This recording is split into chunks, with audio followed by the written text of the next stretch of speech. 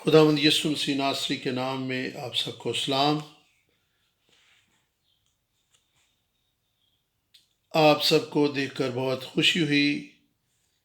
میں آپ کا شکر گزار ہوں کہ آپ اپنی مصروفیات اور ناخوشگوار موسم کے باوجود یہاں پر تشریف لائے۔ خداوند آپ سب کو برکت دے۔ یہ خداوند کے نزدیک بڑی اتم بات ہے کہ آپ اپنی مصروفیات اور مشکلات کے باوجود یہاں پر پہنچے ہیں۔ پہلی تواریخ 4 باب 9 اور 10 آیت اور پھر 39 سے 43 آیت تک اسٹڈی پر غور کیا جائے گا۔ میں آپ کے سامنے جو پیغام بیان کرنے والا ہوں اس کا عنوان ہے غالب آنے والی یابیز کی زندگی۔ ہم تواریخ کی نسب نامہ کا مطالعہ کر رہے ہیں۔ پہلی تواریخ پہلا باب 9 آیت میں سبھی نسب نامے درج ہیں۔ تواریخ کی کتابیں عزرا نے تصنیف کی تھیں جو کہ اسیری سے لوٹنے والی برادری کا حصہ تھا۔ پس 4 باب ہمیں کیا تعلیم دیتا ہے؟ 4 باب یہودا اور شمعون کے قبیلے کا نسب نامہ ہے۔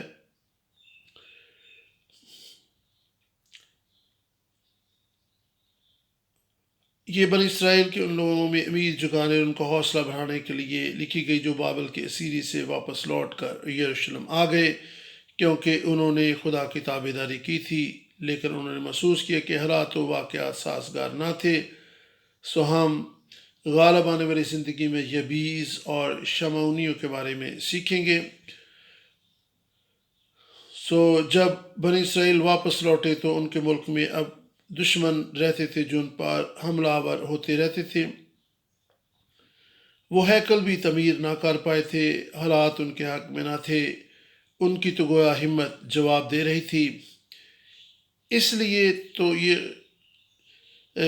خدا نے یہ کتاب ان کے لیے لکھوائی تاکہ انہیں بتایا جا سکے کہ کیوں کر ان کی ہمت اور امید ٹوٹ نہیں جانی چاہیے۔ اس کا اطلاق آج ہم پر بھی ہوتا ہے، کیونکہ بابل روحانی لحاظ سے دنیا ہے اور وہ لوگ جو یہاں پر کلیسیا میں ہیں مسیح یسوع پر ایمان رکھتے ہیں۔ ہم بھی اسیری سے چھوٹ کر آنے والوں کی طرح ہیں، کیونکہ ہم بھی خدا کے گھر میں بابل کی اسیری سے چھوٹ کر آئے ہیں۔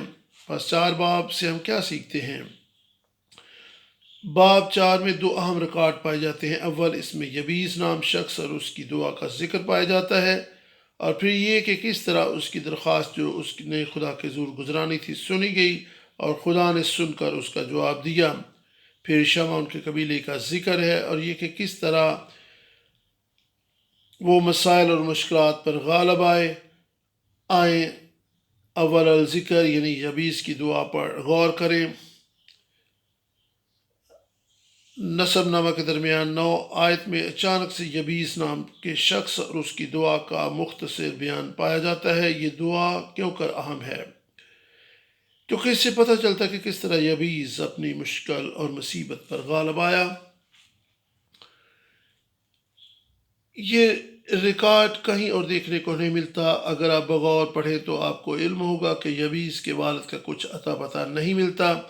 یبیز کے باپ اور بیٹے کا کوئی اندراج بائبل مقدس میں موجود نہیں ہے۔ اس کا ذکر اچانک ہی سے آیا اور پھر جہاں پر ذکر شروع ہوا وہیں پر ختم ہو گیا، اور پھر یہ کہ اس شخص کے نام کا معنی بھی بہت برا اور ناخوشگوار ہے۔ امکان غالب ہے کہ اس کا کسی نسب نامہ میں بھی کوئی ذکر نہیں ملتا۔ اس کی ماں کا نام ہم دیکھ سکتے ہیں خدا کے کلام میں سے کہ کہاں پر اس کی ماں کا نام کا ذکر ہے۔ میرے ساتھ نکالیے گا تواریخ کی کتاب پہلا تواریخ 4 باب، اور وہاں پر آپ کو یبیز کی ماں کا نام بھی دیکھنے کو مل سکتا ہے۔ یبیز کی ماں کے حوالے سے ہم دیکھیں گے پہلا تواریخ 4 باب کی 9ویں اور 10ویں آیت کو۔ خدا کے کلام میں ہم دیکھ سکتے ہیں کہ خدا کے کلام میں آپ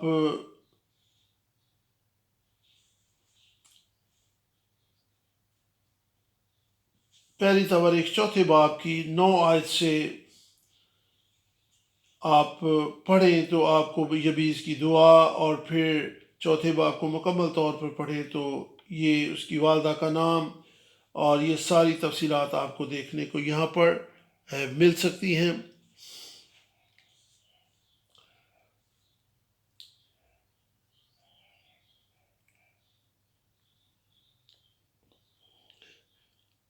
اور یبیز کی ماں نے اس کا نام یبیز رکھا، یہ کہہ کر رکھا کہ میں نے اسے دکھ اور غم کے ساتھ جنم دیا۔ یہ عبرانی نام لفظ اسٹیو سے ماخوذ ہے۔ بس غور کرنے والی بات ہے کہ یبیز کی دعا اس کی زندگی کیوں کر اہمیت کی حامل ہے۔ پہلی بات کیونکہ یبیز اسیری سے واپس لوٹنے والی برادری کا حصہ تھا، یعنی وہ لوگ جو بابل کی اسیری سے واپس لوٹے تھے۔ بائبل مقدس اس بات کی شاہد ہے کہ بابل میں ان کی زندگی دکھوں اور غموں سے بھری ہوئی تھی۔ یسایہ 14 باب اور اس کی 3 آیت سے اگر آپ پڑھیں تو خدا کے کلام میں پہلی آیت سے یسایہ 14 باب 1 آیت، کیونکہ خداوند یعقوب پر رحم فرمائے گا بلکہ وہ اسرائیل کو ہنوز برگزیدہ کرے گا اور ان کو ان کے ملک میں پھر قائم کرے گا، اور پردیسی ان کے ساتھ میل کریں گے اور یعقوب کے گھرانے سے مل جائیں گے۔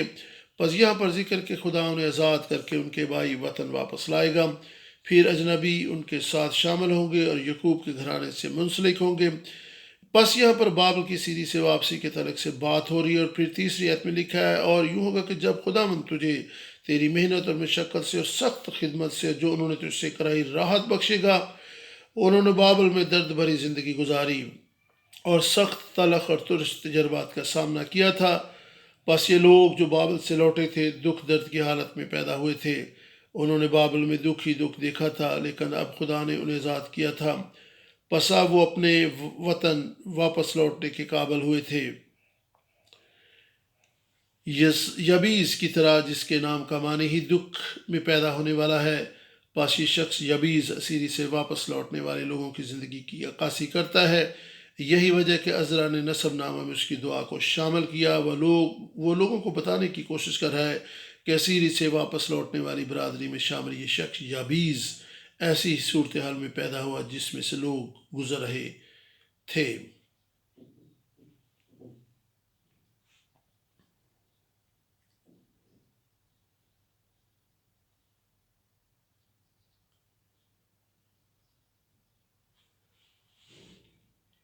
لیکن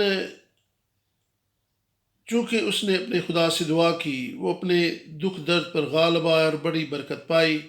دوسری بات، یبیز زوال شدہ بنی انسان کی تصویر کشی کرتا ہے، وہ بالکل ہماری مانند ہے۔ یبیز نام کا مصدر عبرانی لفظ اسٹیو ہے۔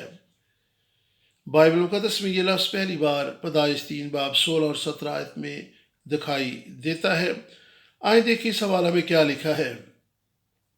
آدم اور ہوا کے گناہ میں گر جانے کے بعد، یعنی جب وہ نیک و بد کی پہچان کے درخت میں سے پھل کھا چکے تھے، خدا نے یہ سزا آدم اور ہوا کو دی۔ اول خدا نے عورت سے کہا، تو درد سے بچے جلیں گی، تیری رغبت تیرے شوہر کی طرف ہوگی اور وہ تجھ پر حکمرانی کرے گا۔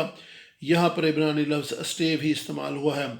اور پھر خدا نے آدم سے کہا، چونکہ تو نے اپنی بیوی کی بات سنی اور اس درخت میں سے کھایا جس کے تعلق سے میں نے تجھے منع کیا تھا کہ تو اس میں سے نہ کھانا، زمین تیرے سبب سے لعنتی ہوئی اور تو مشقت اور محنت کے ساتھ اپنی روٹی کھائے گا۔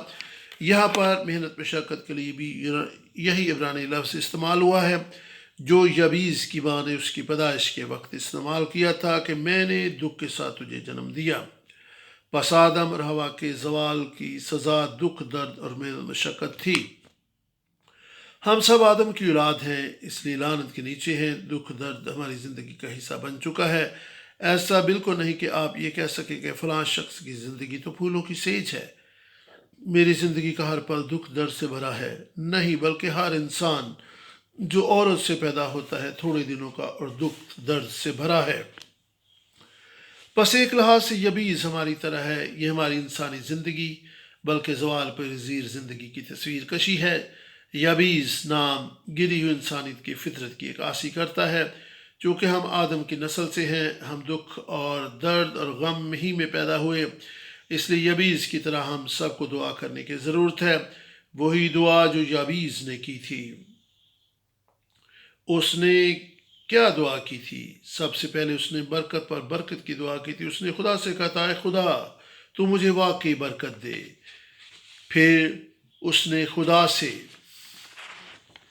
درخواست کی تھی کہ وہ اس کی حدود کو بڑھائے۔ ہمیں کون سے علاقہ کی حدود کو بڑھانا ہے؟ بڑا گھر، بڑی کلیسیا، بڑا کاروبار، کس علاقے کی حدود بڑھانا چاہتے ہیں؟ یہاں پر وہ وعدہ کی سرزمین کے علاقہ کی وسعت کی بات کر رہا ہے، یعنی باغ عدن۔ اور پھر یبیس نے دعا کی تھی، یبیس نے اسرائیل کے خدا سے یہ دعا کی کہ تو مجھے واقعی برکت دے اور میری حدود کو بڑھائے، اور تیرا ہاتھ مجھ پر ہو، اور تو مجھے بدی سے بچائے تاکہ وہ میرے غم کا باعث نہ ہو۔ اور جو اس نے مانگا خدا نے اس کو بخشا۔ یہی لفظ دکھ درد پھر سے یہاں پر دیکھنے کو ملتا ہے، یعنی استیو، یعنی یبیس نام کی جڑ ہے۔ وہ دعا کر رہا ہے کہ خداوند تیرا مدد کرنے والا ہاتھ شامل حال رہے، تاکہ وہ دکھ درد جس کا ذکر میری ماں نے مجھے جنم دیتے ہوئے کیا تھا، دکھ درد اس کی فطرت ہے۔ یبیس دکھ درد ہی میں پیدا ہوا تھا، یہ اس کا نام تھا۔ اس نے خدا سے دعا کی کہ وہ اس غم اور دکھ درد پر غالب آ سکے۔ خدا اسے توفیق دے کہ وہ دکھ درد کی فطرت پر غالب آ سکے۔ یبیس بنیادی طور پر اس سے دعا کر رہا ہے کہ خدا اس کی مدد کرے کہ وہ فطری حالت پر غالب آ سکے۔ پس اس کا کیا معنی ہے؟ مثال کے طور پر جب آپ بہت سے لوگوں کو یہ کہتے سنتے ہیں میں تو اسی طرح سے پیدا ہوا تھا، میری فطرت میں یہ بات شامل ہے، میرا اس کے بغیر گزارا ہی نہیں، مجھے خدا نے ایسا ہی بنایا ہے۔ کچھ لوگ سست ہوتے ہیں، یعنی بعض لوگ ڈھیلے ہاتھوں سے کام کرنے والے ہوتے ہیں، یا بعض لوگوں کو کوئی اور مسئلہ درپیش ہوتا ہے۔ ہر کسی کو کوئی نہ کوئی مسئلہ تو ہوتا ہے، اور کہتے ہیں کہ صورتحال تبدیل تو ہونی چاہیے، لیکن میں تو پیدائشی طور پر ایسا ہی ہوں۔ آپ نے لوگوں کو ایسی باتیں کہتے سنا ہوگا، ایک حقیقی ایماندار کبھی ایسی باتیں نہیں کرتا، کیونکہ یبیس اپنی انسانی فطرت پر غالب آیا۔ اس نے جہاں فشانی سے دعا کی تھی، اس کی فطرت دکھ درد تھا، لیکن خدا سے دعا کر کے اس نے اپنی فطرت پر غلبہ پا لیا تھا۔ خدا کی طرف سے اسے برکت ملی اور وہ خدا کی صورت پر ڈھلتا اور بنتا چلا گیا۔ بازار میں ملنے والی امدادی کتب اس سلسلہ میں آپ کی مدد نہ کر سکیں گی، صرف خدا ہی ایسا کرنے میں آپ کی مدد کر سکتا ہے۔ ہمارے سینئر پاسبان ہمیں بتا کہ ہمیں 3 چیزوں پر غالب آنا ہے۔ وہ کون سی 3 چیزیں ہیں؟ اول، ہمیں اس دنیا پر غالب آنا ہے۔ زوال پذیر دنیا ہمارے ارد گرد آزمائشوں سے بھری ہے، اس میں ظلم و جبر، سختیاں ہی سختیاں ہیں، ہمیں دنیا پر غالب آنا ہے۔ دوسری چیز، ہمیں گناہ پر غالب آنا ہے، ہمارے ارد گرد گناہ ہی گناہ ہے۔ تیسری اور سب سے مشکل چیز، ہمیں اپنے آپ پر غالب آنا ہے۔ یہ 3 چیزیں ہیں جن پر ہمیں غالب آنا ہے، اور یہ بھی اس کی دعا میں ایمان رکھتا ہوں کہ غالب آنے میں ہماری مدد کر سکتی ہے۔ ہم اپنی فطرت پر غالب آئیں، کیونکہ ہم بھی دکھ درد کی حالت میں پیدا ہوئے۔ اس کی دعا کا یہی مرکزی نقطہ ہے۔ ہر ایک شخص کو یبیس کی طرح دعا کرنے کی ضرورت ہے۔ یاد رکھیں کہ اس نے اس کے بعد کیا کہا تھا۔ اس نے دعا کی تھی، بائبل مقدس بیان کرتی جب اس نے دعا کی تو خدا نے اس کی دعا سنی، خدا نے اس کی درخواست کے عین مطابق کیا، خدا نے اس کی دعا کا جواب دیا۔ تیسری بات، یبیس ہمیں یسوع مسیح کی یاد دلاتا ہے۔ یبیس لعنت کی حالت میں تھا، اس کا نام اس لعنت کو پیش کرتا ہے۔ اگرچہ یسوع خدا کا بیٹا ہے، اس نے ہماری لعنت اپنے اوپر لے لی۔ وہ اس دنیا میں ایک گنہگار کی حیثیت سے پیدا ہوا تاکہ ہمیں نجات دے سکے۔ وہ صلیب پر مر گیا اور بنی اسرائیل کے گناہ کی ساری لعنت کو اپنے اوپر لے لیا۔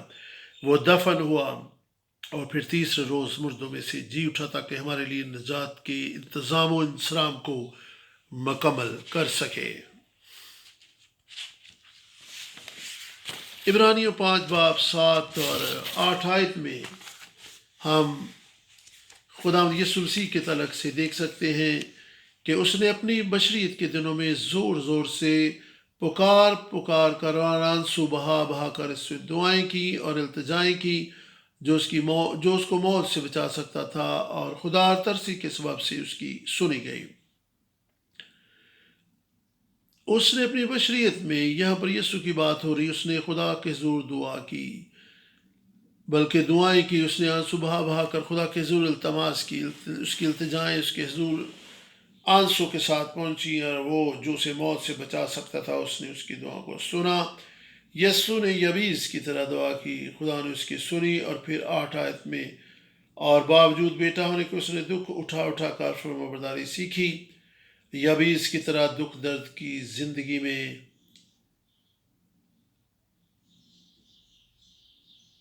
اس کی ماں نے جنم دیا، اس نے دکھ اٹھا اٹھا کر خدا ان کی فرمانبرداری سیکھی۔ یسوع نے دعا کی جو یبیس کی طرح دکھ درد کی زندگی گزارا تھا، اور وہ ان 3 چیزوں پر غالب آیا۔ خدا یسوع مسیح کی زندگی ہم پر ظاہر کرتی کہ وہ گناہ کی لعنت پر غالب آ چکا ہے۔ ہماری فطری حالت کی سختیاں خواہ کیسی بھی ہوں، یسوع اور یبیس کی طرح دعا کرنے سے ان پر غلبہ پایا جا سکتا ہے۔ اور یبیس ہمیں خدا یسوع کی یاد دلاتا ہے، کیونکہ جیسا میں نے شروع میں کہا تھا، ہمیں اس کے باپ کا کچھ علم نہیں، کیونکہ انسان نسب نامہ میں اس کا ذکر موجود نہیں ہے۔ وہ اچانک سے یہاں پر اس حوالہ میں، یعنی پہلی توارہ 3 باب میں ظاہر ہوا، اور پھر یہیں تک اس کا ذکر محدود ہو کر رہ گیا۔ اس سے ہمیں ملکیسیدق کی بھی یاد تازہ ہو جاتی ہے۔ عبرانیوں 7 باب 3 آیت میں لکھا کہ ملکیسیدق والدین کے بغیر ہی تھا، یعنی اس کی ماں باپ کا کچھ ذکر نہیں، یسوع کا بھی کوئی جسمانی باپ نہیں، یوسف اس کا باپ مریم سے منگنی کی وساطت سے تھا، ورنہ خدا یسوع مسیح تو روح کو اس کی قدرت سے پیدا ہوا تھا۔ پس ایک لحاظ سے یبیس ہمیں یسوع مسیح کی یاد دلاتا ہے۔ بس یبیس کی دعا ہمیں امید بخشتی ہے، یہ ہمیں بتاتی کہ ہم اپنی فطرت پر غالب آ سکتے ہیں۔ ہم جیسی بھی حالت میں ہوں یا فطرت میں پیدا ہوئے ہوں، اس کا ہرگز یہ مطلب نہیں کہ ہم ویسے کے ویسے ہی رہیں۔ ہم ایمان سے خدا سے دعا کرتے ہیں تو ان چیزوں پر غلبہ پا سکتے ہیں۔ ہم اپنے لیے باعث برکت ہو سکتے ہیں، ہم اپنے ارد گرد کے لوگوں کے لیے باعث برکت ہو سکتے ہیں۔ دوسری بات، شمعون کے قبیلے کی زندگی پر غور کریں۔ یبیس کی طرح شمعون کا قبیلہ بھی لعنت کے نیچے تھا۔ اس باب میں یہودا کے قبیلے کے ساتھ ان کے موجود ہونے کا سبب 4 باب یہودا کا قبیلہ اور پھر شمعون کا قبیلہ بیان کرتا ہے۔ شمعون کے قبیلے کا یہودا کے قبیلے کے ساتھ اس لیے ذکر ہے کہ شمعون کا قبیلہ اس قدر کمزور اور چھوٹا تھا کہ انہیں وعدہ کی سرزمین میں کوئی میراث نہ ملی۔ وہ یہودا کے قبیلہ کے ساتھ رہتے تھے، انہیں یہودا کے قبیلہ کے ساتھ ہی تھوڑی سی زمین مل گئی تھی، اور وہ یہودا کے قبیلہ کے ساتھ ہی مقیم تھے، ان کا اپنا کوئی علاقہ نہیں تھا۔ اس سے ظاہر ہوتا ہے کہ وہ کس قدر تھوڑے اور کمزور تھے۔ اگر ہم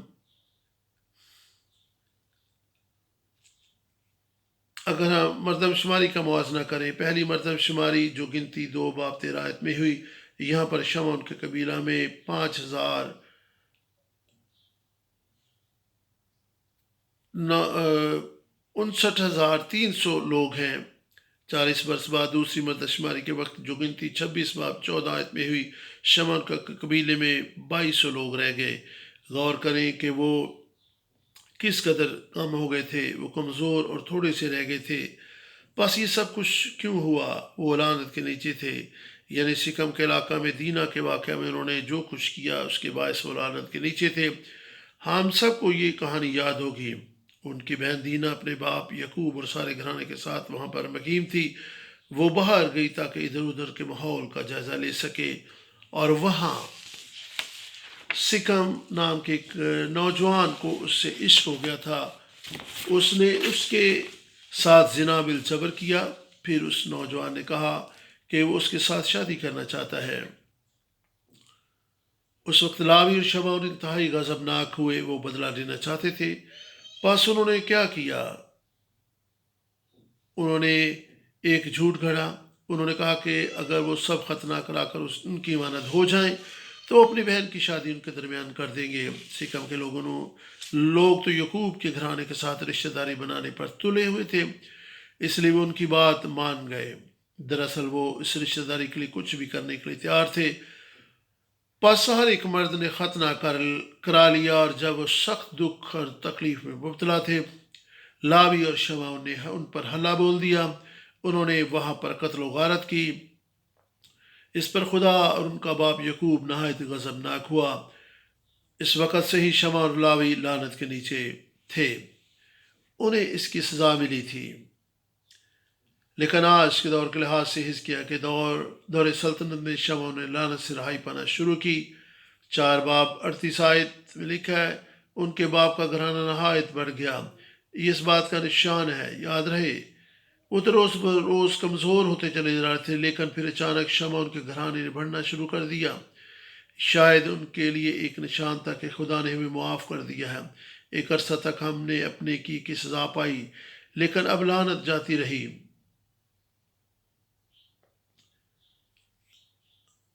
سو آپ پہلا تواریخ 4 باب 40 آیت میں دیکھ سکتے ہیں کہ انہیں اچھی چراگاہیں مل گئیں، وہ امن و سکون سے رہنے لگے اور ان کا دکھ درد کم ہونا شروع ہو گیا۔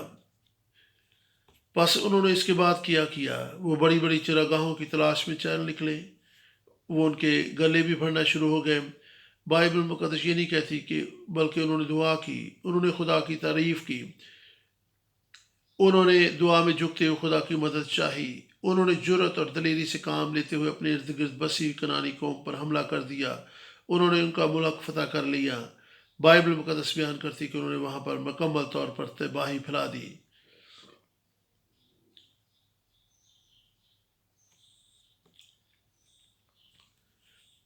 بس جو کچھ ان کے باوجات نہ کر سکے، شمعون کے قبیلہ سے حزقیہ کے دور میں کر دکھایا۔ انہوں نے جا کر اپنے ارد گرد کے علاقوں کو فتح کر لیا، بالکل اسی طرح جیسے خدا نے انہیں حکم دیا تھا۔ پس شمعون کی زندگی جو شمعون قبیلے سے تعلق رکھتا تھا ہمیں کیا طرز دیتی ہے؟ یہ یابیس کی زندگی کا ہی مرکزی خیال پیش کرتی ہے۔ یابیس لعنت کے نیچے پیدا ہوا۔ یہ اس کی غلطی تو نہیں تھی، لیکن شمعون نے تو دانستہ گناہ کیا تھا، پس یہ اس کا ہی قصور تھا جس کے باعث وہ لعنت کے نیچے تھا۔ تاہم آپ کا قصور ہو یا نہ ہو، اس سے کچھ فرق نہیں پڑتا۔ ہمیں یہ کرنے کی ضرورت ہے کہ ہم اس صورتحال سے جلد از جلد نکلنے اور اس پر غالب آنے کی کوشش کریں، اور اس کا طریقہ کار یہ کہ ہمیں اپنے آپ کو عاجز اور فروتن کریں اور خدا کے ضرور دعا میں جھکیں۔ یابیس کی کامیابی، غلبے اور سرخ رو ہونے کے پیچھے یہی راز تھا، یہی راز شمعون کی فتح کا تھا۔ انہوں نے اپنے آپ کو خدا کے ضرور حلیم اور فروتن کر لیا، اور جب وقت آیا خدا نے شمعون کو سرفراز کیا۔ انہوں نے خدا کی توفیق سے اپنے درمیان کنانی کو مار بھگایا اور ان کی میراث پر قابض ہو گئے۔ ہمارے بانی پاسبان کہا کرتے تھے، بعض اوقات وہ لوگ جو خدا سے بھٹک جاتے ہیں جب وہ واپس لوٹتے ہیں وہ سخت محنت کرتے ہیں، اور بعض اوقات وہ پہلے سے بھی زیادہ خدا کے لیے کام کرتے ہیں۔ میں شمعون کے معاملہ بھی اس بات کو دیکھ رہا ہوں۔ انہوں نے پہلے غلطی تو کر لی، لیکن انہیں اس کی سزا بھی ملی۔ شروع میں انہیں احساس بھی ہو گیا کہ خدا سے سزا پانا کیا ہوتا ہے۔ وہ سوچتے ہوں گے کہ فی الواقع ہمیں خدا کی طرف رجوع لانے کی ضرورت ہے، ہمیں اس کے فضل اور طرز کی ضرورت ہے، ہمیں اس کی طرف سے برکت پانے کی ضرورت ہے، اس کے بغیر تو ہم مٹ جائیں گے۔ انہوں نے اپنی غلطیوں اور خطاؤں سے بہت کچھ سیکھ لیا تھا۔ پھر جب وہ اس لعنت سے نکلے، وہ پہلے سے زیادہ بلکہ دوسرے قبیلوں کی بنسبت خدا کے لیے زیادہ کام کرنے والے بن گئے۔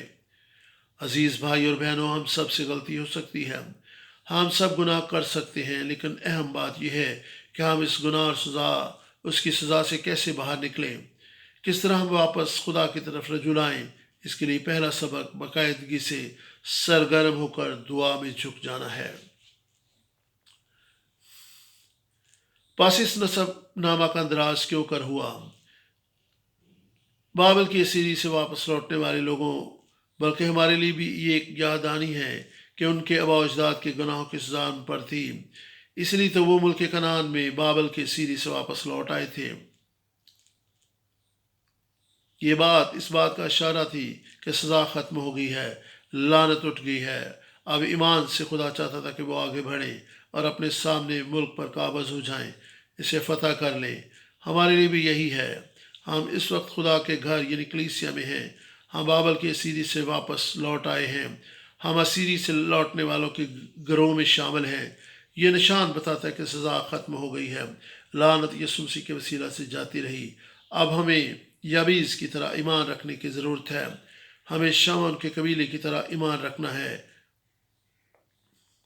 آئیں ہم دعا کرنے والے بن جائیں، جرت سے آگے بڑھیں اور جو کچھ خدا نے ہمارے آگے رکھا ہے اس پر قابض اور غالب ہو جائیں۔